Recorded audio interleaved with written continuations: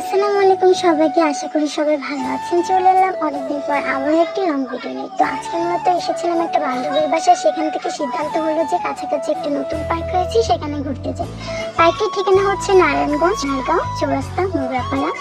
এবং এখানে একটা দুধঘাটা নামক একটা জায়গা আছে, সেখান থেকে মাত্র কিছুক্ষণ লাগে। তো কথা বলতে বলতে পৌঁছে গেছি। গাড়িতে সবাই পেমেন্টটা করে দিচ্ছিল। তো এখানে একটা টিকিট কাউন্টার ছিল, যেখানে জনপ্রতি করে নেওয়া হচ্ছিল 50 টাকা করে। আমাদের এখানে দুইটা বেবি ছিল, যাদেরটা স্কিপ করে বাকি সবারটা 50 টাকা করে নেওয়া হয়েছে। তো প্রবেশ করে ফেললাম। তো দুই পাশে প্রথমে রয়্যাল বেঙ্গল টাইগার আমাদেরকে স্বাগতম জানালো। তো এখানে অনেক ধরনের ফুলের গাছ ছিল এবং এছাড়াও অনেক ধরনের পাতাবাহার টাইপ গাছ ছিল। তো ফুলের গাছ তো সব ইমোশন, সবার বলতে মেয়ে মানুষের একটু বেশি ইমোশন কাজ করে ফুলের প্রতি। তো দুই পাশে একই সিস্টেমে হচ্ছে দোলনা ছিল, সে একটু ভিড় ছিল, যে পাশে কম আমি সেই পাশে গিয়েছি। তো ফার্স্টে দেখে মনে হলো একটু যদি বসে ইমাজিন করতে পারতাম ব্যাপারটা, বাট এত রোদ আর এত গরম আমার পুরো ইচ্ছাটাই মিটে গেছে। তো এখানে একটা কাপল স্টাইলে একটা জায়গা ছিল, যেখানে আমার পার্টনার না থাকার কারণে ছবি তুলতে পারি, কষ্ট। তো এখানে একটা উট পাখি ছিল, দেন আরো অনেক ভাস্কর্য ছিল, বিভিন্ন প্রাণীদের। তো এখানে একটা ফুল দেখলাম লাল কালার। আপনারা যারা এই ফুলটার নাম জানেন অবশ্যই কমেন্টে জানাতে একদমই ভুলবেন না। তো এইখানে আমার ক্যামেরাম্যান আমার ছবি তুলছিল। তো এখানে একটা হরিণ ছিল, হরিণটা দেখতে খুবই সুন্দর। এবং এখানে কাহিনী যেটা হয়েছে, এখানে দোয়েল পাখিটার যিনি বানাইছেন তার অবশ্যই প্রশংসা করা হয়েছিল, যার কারণে এর পাটা এরকম হয়ে গেছে। তো এখানে এই জিনিসটা আমার কাছে খুবই ভালো লেগেছে। আমি যদি বাসা করি তো তখন এরকম স্টাইলে বানানোর ইচ্ছা আছে। তো দোয়েল পাখির যে কাহিনী হয়েছে ওইটা আসলে নতুনত্ব দিতে যেয়ে হয়তো এরকম করে ফেলছে। যাই হোক, সবকিছুরই একটা নতুনত্ব থাকা দরকার। তো এই পাশে পুরো জায়গাটা অনেক বড় করে সাজানো হয়েছে। এই পাশে আরেকটা উদ্ভট স্টাইলের দোয়েল পাখি ছিল, যাদের বেবি নিয়ে ঘুরতে আসেন বা বেবিদের চিড়িয়াখানা নিতে অনেক বেশি টাইম লাগতেছে, তখন আপনারা এগুলো ভাস্কর্য দেখিয়ে বলতে পারবেন যে এই প্রাণীটা এরকম। তো এখানে দোলনা ছিল, দোলনা বলতে সরি, এটা নৌকা ছিল। তো এখানে আসলে এমন একটা সময় গিয়েছি, তো ওই টাইমে লোক সংখ্যা প্রচুর কম ছিল। তো এখানে একটা রাইড দেখতে পাচ্ছেন, এই রাইডটার নাম আপনারা কে কে জানেন অবশ্যই কমেন্টে আমাকে জানাবেন। তো এখানে এই যুগে এসে ডাইনোসর দেখা যাচ্ছে, ভাবা যায়। আর যারা কাছাকাছি আছেন তারা অবশ্যই এসে ঘুরে যাবেন। তো এই পাশে একটা লাইন ছিল, লাইনকে স্বাগত জানানোর জন্য আমি ভিতরে গেছি। তো তার সাথে পরে কথা বলবো, আগে ভিতরটা দেখে আসি। তো এখানে একটা ফুলের গাছ ছিল, আপনারা এই ফুলের নাম যারা জানেন অবশ্যই আমাকে কমেন্টে জানাবেন। তো এখানে একটা বসার প্লেস ছিল, তো সামনে একটা হরিণ ছিল, ওর সাথে আমি কথা বলতে গিয়েছিলাম। তো ওর সাথে কথা বলতে চলে এলাম। হাই, কেমন আছো তুমি? এখানে অবস্থা কেমন কাটতেছো অবশ্যই জানাবা তুমি আমাকে। তো এই পাশে লাইনটা আমাকে ভয় দেখানোর চেষ্টা করতেছিল, বাট আমি ওকে ভয় দেখাই ফেলছি। কিভাবে জানেন? হ্যালো, তোমাকে আমি একদমই ভয় পাই না, তোমাকে আমি খেয়ে ফেলবো। তো এই পাশে তো আরেকটা রাইড ছিল, যেখানে এমন সময় আসছে ওই টাইমে কোনো বেবি ছিল না যে এখানে এসে খেলাধুলা করবে, তাই এটা স্টপ ছিল। অ্যান্ড এটার প্রত্যেকটা রাইড ছিল জনপ্রতি 50 টাকা করে। আর এই পাশে একটা টিকিট কাউন্টার ছিল, যেখানে নেওয়া হতো টাকা, বাট এখন পিপল না থাকার কারণে এটা স্টপ আছে। ক্যামেরাম্যান খালি বারবার চলে আসে, সেলিব্রিটি হয়ে কি যে একটা সমস্যায় পড়েছি। আপনারা যারা এই ব্লগটি দেখছেন ফেসবুক থেকে তারা অবশ্যই ফলো করে দেবেন, এবং যারা ইউটিউব থেকে দেখছেন তারা অবশ্যই সাবস্ক্রাইব করতে একদমই ভুলবেন না, এবং বেল আইকনটি অবশ্যই প্রেস করবেন। তো কথা বলতে বলতে চলে এলাম। তো এই জায়গাটা আপনারা যারা কাছাকাছি আছেন তারা অবশ্যই নীলদিগন্ত পার্কে এসে ঘুরে যাবেন। আপনারা কারা কারা নারায়ণগঞ্জে আছেন অবশ্যই আমাকে কমেন্টে জানাবেন।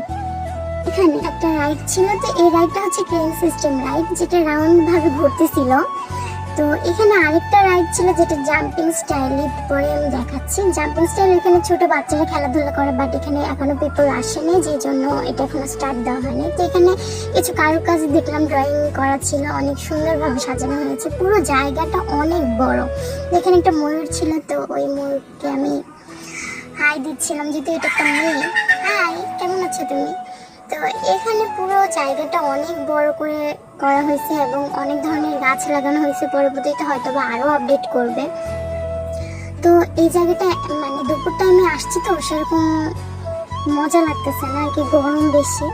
বাট যারা সন্ধ্যা টাইমে আসে তারা এখানে এসে কাপল হোক বা ফ্যামিলি হোক সবাই বসতে পারবে। আবার ওখানে খাবার আইটেম আছে কিছু, তারা এখানে এসে খেতেও পারবে। তো এখানে একটা জেব্রা ছিল, ওই পাশেও একটা দেখছিলাম।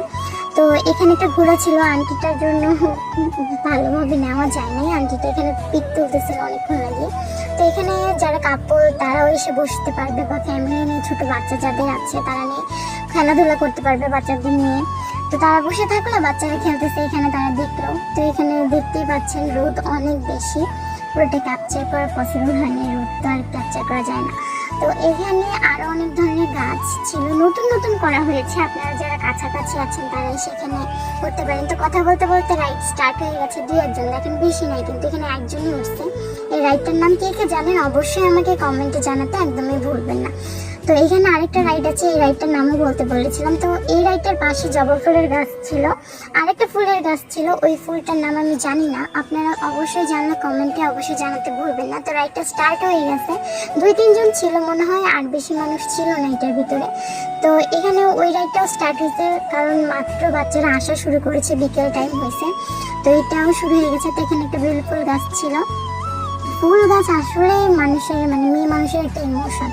তো এখানে বাচ্চারা খেলাধুলা করতেছে, দেখতেই পাচ্ছেন, আমারও মনে হচ্ছিল একটু যে খেলাধুলা করি, বাট আমার কাছে ফোন থাকার কারণে যেতে পারিনি। তো এখানে আরেকটা কাহিনী হয়েছে, সবাই আমাকে রেখে রাইডে উঠে পড়ছে, আমাকে একবারও ডাকেও নেই, অবশ্য ডেকেছিল, বাট আমি কাছাকাছি ছিলাম না তাই উঠতে পারিনি। বাট আমার ট্রেনে অনেকবার উঠা হয়েছে, এগুলোতে ওঠার শখ আমার মোটেও নেই। তো আমাকে হাই জানাচ্ছিল যে আমরা উঠে পড়ছি তোমাকে রেখে। তো এখানে আরেকটা রাইড বেবিদের জন্য ছিল, এটা একদম ছোট বেবিদের জন্য, যাদের 6 বছর না হলে 5 বছর পর্যন্ত মেবি, বাট রাইডটার জনপ্রতি ছিল হচ্ছে 50 টাকা করে। তো এই পাশে কিছু দেখলাম কসমেটিক টাইপ ছিল, দেন ফুচকার দোকান ছিল। তো এখানে আরেকটা ছিল ঘাট ছিল, যেটা আমি ক্যাপচার করতে পারিনি, আমার মনে ছিল না যে ওই পাশে আরেকটা ঘাট আছে। তো এখানে একতারা ছিল, পুতুল ছিল। তো একটাটা আমি একটু বাজিয়ে দেখছিলাম, আমার বাসায় একটা আছে এরকম, বাট এরকম না, একটু খয়ের ভিতরে কালার। তো এখানে জুয়েলারিস ছিল, কাঠের জুয়েলারি আসলে অনেক সুন্দর। তো এখানে এই জিনিসটা আমার কাছে খুবই ভালো লেগেছে, যে বারবি ডলের হোম সেট। তো এখানে কিছুক্ষণ দাঁড়িয়েছিলাম। তো এখানে একটা ক্যাঙ্গারু বেবি সহ ছিল, পুরো জায়গাটা অনেক সুন্দর, আপনারা আসলে অনেক এনজয় করতে পারবেন। হয়তো বা যতদিনে আসবেন ততদিনে আরো বেশি আপডেট হয়ে যাবে। তো যার সময় চলে এসেছে, আল্লাহ হাফেজ সবাইকে। ভিডিও ভালো লেগে থাকলে like, comment, share and subscribe করে দিবেন। আল্লাহ হাফেজ।